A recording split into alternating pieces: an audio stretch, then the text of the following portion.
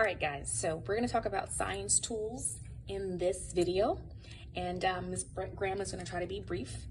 And so the important thing about science tools is making sure you're using the right tool for the right job. And as you guys conduct science investigations in here, you will use various tools to measure or take measurements. And now, guys, there's a slew of tools. I just grabbed a few to kind of briefly go over and talk with you guys about some of these tools and how we use them in the classroom. And so one of the first tools is a beaker. And a beaker is used to measure liquids. And these beakers come in various sizes. And with the beaker, guys, is it measures large volumes of liquid, okay? Here we have a graduated cylinder. And the graduated cylinder is also a tool that we use to measure volumes of liquid, but they're more precise. So if you guys notice, guys, it's more precise than a beaker. So if you notice, guys, it actually has increments here. And these increments are more specific with every single line, every single tick. It's more specific to what we're measuring versus the beaker that is not as specific. Look at the line spacing in the beaker compared to the graduated cylinder. Okay, so these are just two tools that we'll use in the class. Another tool here is the Erlenmeyer flask.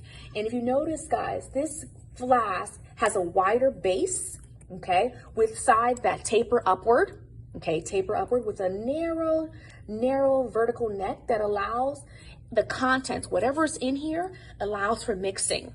And also can be put on a hot plate and a thermometer and on the inside of it. And so again, the whole idea, guys, is using the right tool for the right job.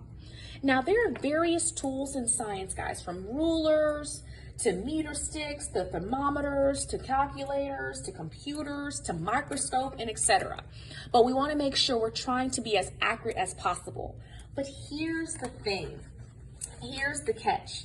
No tool in science, no tool provides a perfect measurement. All measurements have some degree of uncertainty. Some tools produce a more accurate measurement, like the graduated cylinder here, than other tools. Another one that I pulled out of the closet is a scale. Here is a digital scale, and the digital scale is very easy to use, guys. All you do is take the contents and zero, and you place it on the scale, and it'll give you guys a reading, all right? And a digital scale is used to determine smaller or lighter objects' mass, which is registered in grams, okay? Another tool that we use in science that you guys should be familiar with, not, here we are. Another tool that we use in science, I'm gonna lift up the camera here, is a triple beam balance. Now this triple beam balance, guys, okay, is how we also measure mass or determine mass of a larger object.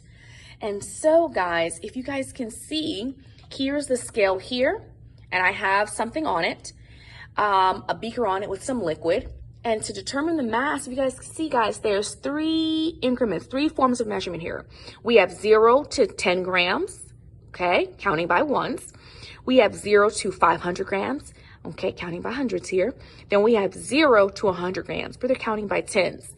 And the goal is, I'm gonna move the camera, here we go. The goal is to get it as close to 0 as possible.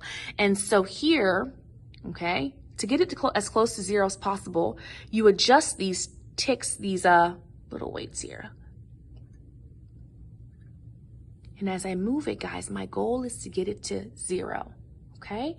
And this looks very similar to at the doctor's office, when they take your weight, they also will use something very similar to determine how much you weigh, and they'll tick it left or right. And the goal is to get as close to 0 as possible.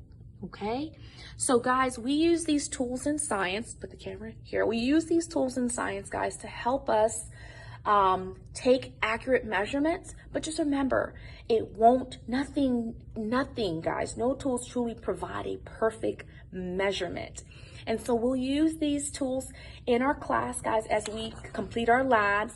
And as you guys conduct your scientific investigations, you'll use these tools you'll use these tools to take measurements. And these tools listed that I'm talking about, guys, here are just some common tools that we use in science, okay?